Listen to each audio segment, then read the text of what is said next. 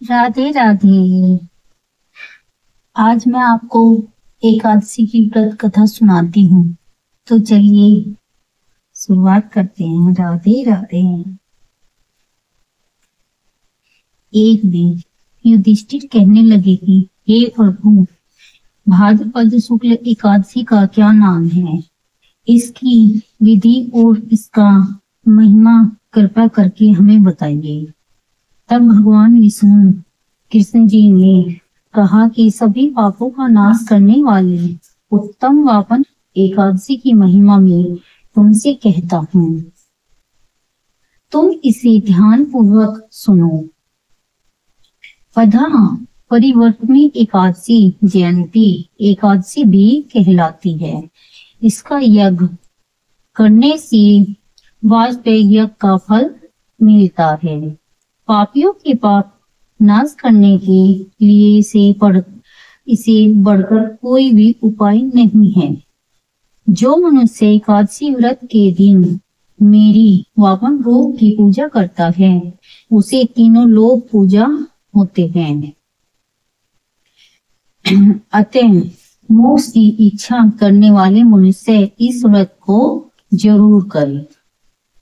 जो कमल नयन भगवान का कमल से पूजा करते हैं, वे अवश्य भगवान के समीप जाते हैं।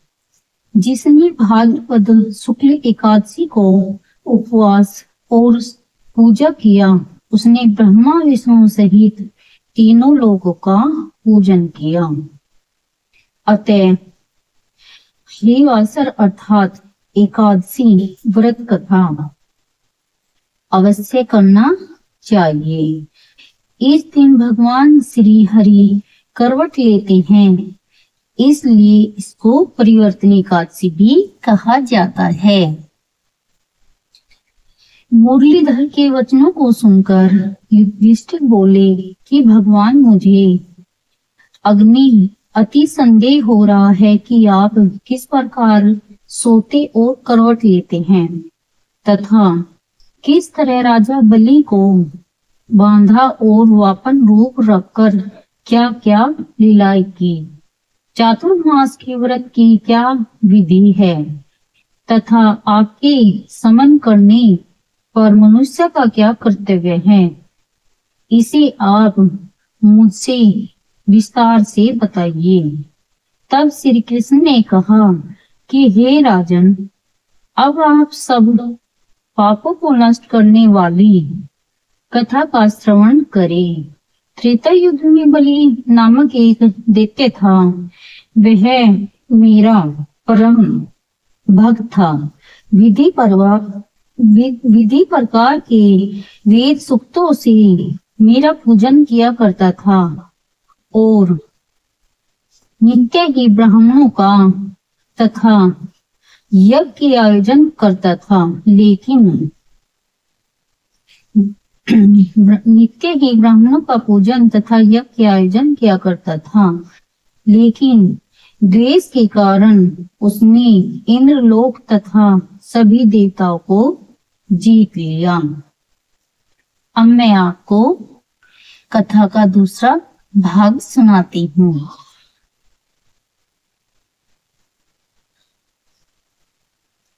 इस कारण सभी देवता एकत्र होकर सोच विचार कर भगवान के पास गए। बृहस्पति सही इंद्रादिक देवता प्रभु के निकट जाकर नतमस्तक होकर वेद मंत्र द्वारा भगवान का पूजन और स्तुति करने लगे।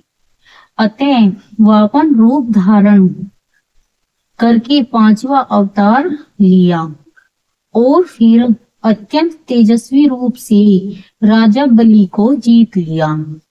इतनी वार्ता सुनकर राजा युधिष्ठिर बोले कि हे जनार्दन, आपने वापन रूप को धारण कर कि उस महाबली दैत्य को किस प्रकार जीता। तब भगवान कृष्ण कहने लगे कि मैंने बलि के 3 पग भूमि की याचना करते हुए कहा कि ये मुझको 3 लोक के समान है और हे राजन, यह तुमको अवश्य ही देनी होगी। राजा बलि ने इसे तुच्छ साधना, तुच्छ याचना समझकर 3 पग भूमि का संकल्प मुझे दे दिया और मैंने अपने त्रिविक्रम रूप को बढ़ाकर यहाँ तक कि भूलोक में जंगा और स्वर्गलोक में कमर, मैलोक में पेट, जनलोक में हृदय, यमलोक में सूर्य, चंद्रमा आदि सब ग्रह, गण, योग, नक्षत्र, इंद्रादिक देवता और शेष आदि सब नागों में विधि पूर्वक विविध प्रकार से वेद सूक्तों से प्रार्थना की। तब मैंने राजा बलि का हाथ पकड़कर कहा कि हे राजन, एक पग से पृथ्वी, दूसरे से स्वर्गलोक पूर्ण हो गए, अब तीसरा पग कहाँ रखूं? तब बलि ने अपना सिर झुका लिया और मैंने अपना पैर उसके मस्तक पर रख दिया, जिससे मेरा यह भक्त पाताल को चला गया। फिर उसकी विनती और मस्त को देखकर मैंने कहा कि बलि, मैं सदैव तुम्हारे निकट ही रहूंगा।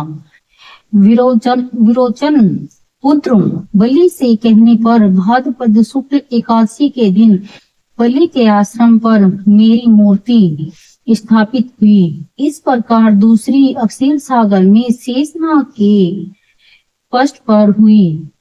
हे राजन, हम एकादशी को व्रत सायन करते हुए करवट लेते हैं, इसलिए तीनों लोकों के स्वामी भगवान विष्णु का उस दिन पूजन करना चाहिए।